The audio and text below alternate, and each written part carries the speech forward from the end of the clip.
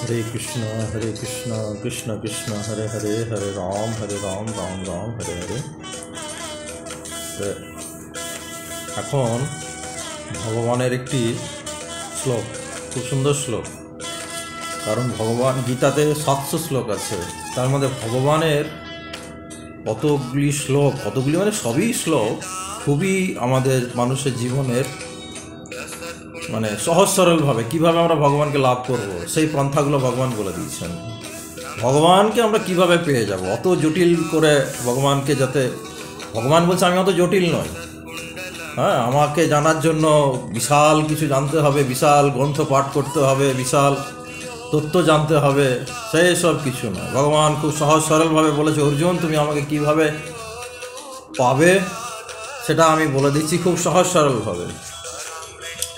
যেমন আমি ইসকনের নামহট্ট ডিপার্টমেন্টের প্রচারক, তাই আমার এই আশেপাশে যত গ্রাম আছে সে গ্রামে আমরা প্রচার করতে যাই, ইসকন নামহট্ট গ্রামে প্রচার করতে চাই, তো গ্রামের মানুষকে আমরা ওই সহজ সরলভাবেই বোঝাই, জটিল নয়। হরে কৃষ্ণ মহামন্ত্র জপ করুন, ভগবানের প্রসাদ রান্না করুন, ভগবানের পূজা করুন, ভগবানকে কৃপা পেয়ে যাবেন আপনি। বেশি কিছু জানার প্রয়োজন নাই, কৃষ্ণ খুব সহজভাবে ভগবান সবার কাছে আসেন।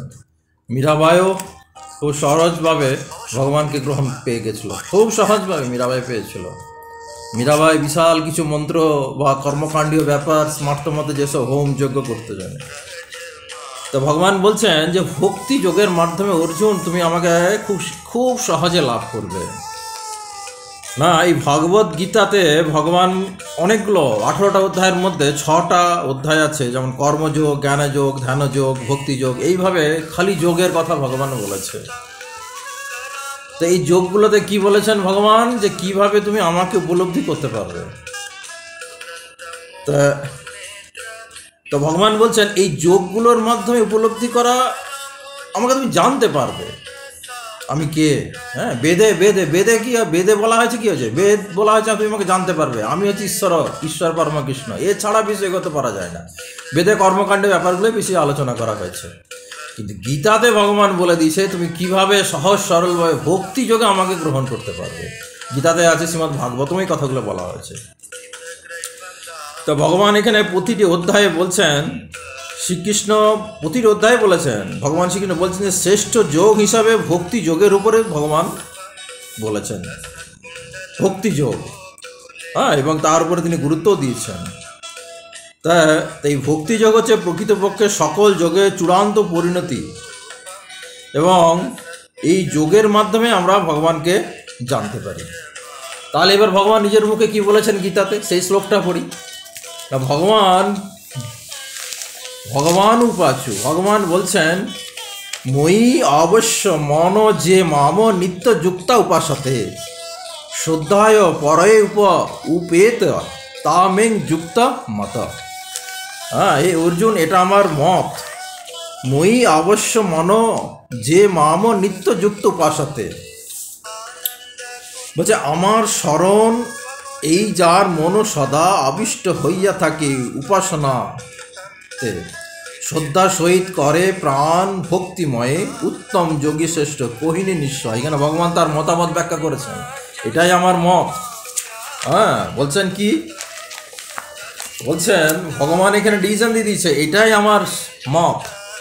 বলছেন যে ময়াবশ্য মন যে মামং নিত্য যুক্ত উপাসতে মানে উপাসনা করে, শ্রদ্ধায় পরমতে মাম যুক্তাম সর্বশ্রেষ্ঠ, যুক্তাম মানে সর্বশ্রেষ্ঠ, মতা মানে মম মানে সে সর্বশ্রেষ্ঠ যোগী। কি না, ভগবান বলছেন যে যারা তাদের মনকে আমার সবিশেষ রূপে নির্দিষ্ট করে এবং অপ্রাকৃত শ্রদ্ধা সহকারে নিরন্তর আমার উপাসনা করে, আমার মতে তারাই হচ্ছে সর্বশ্রেষ্ঠ যোগী। সর্বশ্রেষ্ঠ যোগী ভগবান বলছেন আমার মতে। হ্যাঁ, ভগবান একদম ডিক্লেয়ার করছে এটাই আমার মত, এবং ভগবানের মত সুপ্রিম ফাইনাল মত, এর বাইরে কিছু নয়। তো ভগবান কি বলছেন যে আমাকে একদম কি করে শ্রদ্ধা সহকারে যে আমাকে ভজনা করবে। মানে এখানে ভগবান নববিধা ভক্তিরও কথা বলেছেন, নববিধা ভক্তিতে যেগুলো আছে তা তাৎপর্য কি বলছেন প্রভুপাদ, তারপরে বলছেন যে অর্জুনের প্রশ্নের উত্তরে ভগবান শ্রীকৃষ্ণ স্পষ্টভাবে বলেছেন যে তার মন সবিশেষ রূপে আবিষ্ট হয়ে শ্রদ্ধা ও ভক্তি সহকারে যিনি তার উপাসনা করেন তিনি হচ্ছেন সর্বশ্রেষ্ঠ যোগী। তার মানে যারা ভক্তিযোগ অবলম্বন করে ভগবানের সেবা পূজা করে তারা হচ্ছে সর্বশ্রেষ্ঠ যোগী। এইভাবে যিনি কৃষ্ণ ভাবনাময় ভাবিত হয়েছেন, হ্যাঁ, তিনি আর কখনো জাগতিক কর্মবন্ধনে আবদ্ধ হবেন না। যারা ভগবানের দিব্য কৃষ্ণের ভাবনাতে যারা ভাবিত তারা আর এই জড়জগতে কর্মবন্ধনে আবদ্ধ হবে না, কারণ শ্রীকৃষ্ণের প্রতি সাধনের জন্য সব কিছুই তারা ত্যাগ করেছেন। শ্রীকৃষ্ণের প্রীতি সাধনের জন্য সব কিছু তারা তখন করেন। তা এখানে বলছেন, ভগবান বলছেন যে শ্রীকৃষ্ণের প্রীতি সাধনের জন্য তারা সব কিছু করবেন। তারা সমস্ত কাজ সারাদিনে যা করবে সব ভগবানকে নিয়েই করবে, ভগবানের বই পড়বে, ভগবানের রান্না করবে। হ্যাঁ, বলছে শুদ্ধ ভক্ত সর্বদাই ভগবানের সেবার সঙ্গে যুক্ত। যারা শুদ্ধ ভক্ত সারাদিন 24 ঘন্টা ভগবানের সেবায় যুক্ত থাকবে।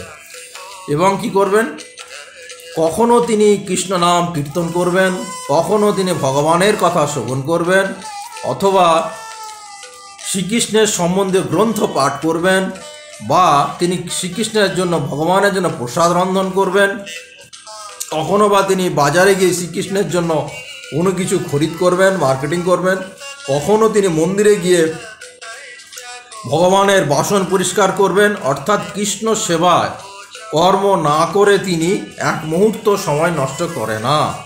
এই ধরনের কর্ম হচ্ছে পূর্ণ সমাধি। এবং ভগবান এখানে বলছেন এইগুলো যারা করে তারা হচ্ছে সর্বশ্রেষ্ঠ যোগী।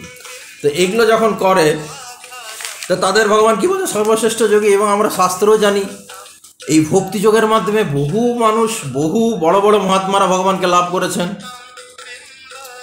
হ্যাঁ, তাই এখানে আবার কি বলা হয়েছে যে ভক্তি প্রত্যেকের জীবের হৃদয়ে স্থিত নিত্যবৃত্তি। হ্যাঁ, নিত্য কাজ প্রত্যেক মানুষের ভিতরে আছে, তা কৃত্রিমভাবে আরোপ করা যায় না। আচ্ছা, কৃত্রিমভাবে ভক্তি করা যাবে না, কৃত্রিমভাবে করা যাবে না। বিভিন্ন লীলা কথা, বিভিন্ন বিশাল ব্যাপার, বিভিন্ন তত্ত্ব কথা শুনলাম কীর্তনের মাঠে, বাস ভক্তি নাই, ও ঘোড়ার ডিম হবে, কিছুই হবে না। যা সরলভাবে ভগবানকে বুঝতে পারে বা ভগবানের কথা শ্রবণ করে তারাই ভগবানকে লাভ করতে পারবে। তা ভক্তিযোগ হচ্ছে এই ভক্তিযোগের মধ্যে কী কী বলা যায়, নববিধা ভক্তি, শ্রবণং কীর্তনং শরণং। নববিধা ভক্তিতে ভগবানকে অনেকে পেয়েছে। তো নববিধা ভক্তি কি, শ্রবণং কীর্তনং বিষ্ণু শরণং পাদ্ম সেবনং অর্চনং বন্দনং দাস্য সাক্ষ্য আত্মনিবেদনং। এই 9টা হচ্ছে ভক্তিযোগের অঙ্গ। এই 9টার মধ্যে যে কোনো একটাতে যদি আমরা ভগবানকে সেবা করি, এই নববিধা ভক্তির মধ্যে যে কোনো যদি আমরা একটাকে অবলম্বন করি তাহলেই ভগবানকে পাবো। এবং এই নববিধা ভক্তি অবলম্বন করে বহু মহাত্মা ভগবত ভক্তি প্রাপ্ত হয়েছেন। যেমন শ্রবণং, কানে শুনে পরীক্ষিত মহারাজ বৈকুণ্ঠ ধাম হয়ে গেছেন। কীর্তনং, কীর্তন করে সুখদেব মহারাজ, শরণ প্রহ্লাদ মহারাজ, পাদ্ম সেবনং শ্রী লক্ষ্মী দেবী, অর্চনা মানে উপবাস, ভগবানকে ডেকে পূজা করে, যেমন বহু মাতাজিকে আমরা নামটা প্রচারে যাই, বহু গ্রামের মাতাজিরা ভোরবেলায় উঠে ফুল তুলে ভগবানের জন্য ফুলের মালা করা, ভগবানকে বিভিন্ন অঙ্গে বিভিন্ন ফুল দিয়ে ভগবানকে খালি এই করে ওনারা, এই অর্চনা বা উপবাস করে, এগুলো করে। এই অর্চনা করে পিতু মহারাজ ভগবানকে লাভ করেছে। বন্দনা মানে স্তুতি করে, প্রণাম করে। আমাদের বহু ভক্ত আছে, বৈষ্ণব দেখলেই 10 বার করে প্রণাম করছে, ভগবানকে প্রণাম করছে। তো এই বন্দনা করে কে পেয়েছে, মহামতি অক্কুর। দাস্য মানে সার্ভেন্ট, চাকর, আমি তোমার চাকর। এইভাবে এই ভক্তিতে কে পেয়েছেন, হনুমান। সাক্ষ্য বন্ধু ভেবে কে পেয়েছেন, অর্জুন। এবং আত্মনিবেদন, বলি মহারাজ। এই বলি মহারাজ ভগবানের চরণে আত্মনিবেদন করে উনি শ্রেষ্ঠত্ব লাভ করেছেন বা ভগবানকে প্রাপ্তি হয়েছেন। তো এইভাবে আমরা দেখতে পাচ্ছি যে ভক্তিযোগ হচ্ছে সর্বশ্রেষ্ঠ যোগ। এবং এই ভক্তি যোগের মাধ্যমে অচিরে আমরা অপ্রাকৃত আনন্দ অনুভব করতে পারি এবং ক্রমশ এইভাবে পূর্ণ কৃষ্ণ ভাবনাময় হওয়া যায় নববিধা ভক্তির মাধ্যমে। এবং দেহান্তরে ভগবত কৃপা এবং শ্রীকৃষ্ণের কাছে ফিরে যেতে পারি এবং নিত্যস্বরূপ লাভ করতে পারি। কোনো লৌকিক ধর্মের দ্বারা এটা লাভ করা সম্ভব নয়। তাই অনন্য চিত্তে সম্পূর্ণভাবে শ্রীকৃষ্ণের শরণাগত হওয়া এটি হচ্ছে ভগবদ গীতার চূড়ান্ত উপদেশ। হ্যাঁ, ভগবান শ্রীকৃষ্ণ এই কথাটা ভক্তিযোগে বলেছেন যে অর্জুন, এটাই আমার সর্বশ্রেষ্ঠ মত। হ্যাঁ, তা ভগবদ গীতার শেষে ভগবান শ্রীকৃষ্ণ এই কথাটাও বলেছেন, অর্জুনকে বলেছেন, পরম নির্দেশ দান করেছেন, মানে অর্ডার। তুমি ভগবান অর্ডার করেছেন যে সর্বধর্ম পরিত্যাজ্য মামেকম শরণং ভজ, সমস্ত ধর্ম পরিত্যাগ করে আমার শরণে আসো, তাহলেই তুমি মুক্তি পাবে। হরে কৃষ্ণ কৃষ্ণ কৃষ্ণ হরে হরে, হরে রাম রাম রাম হরে হরে।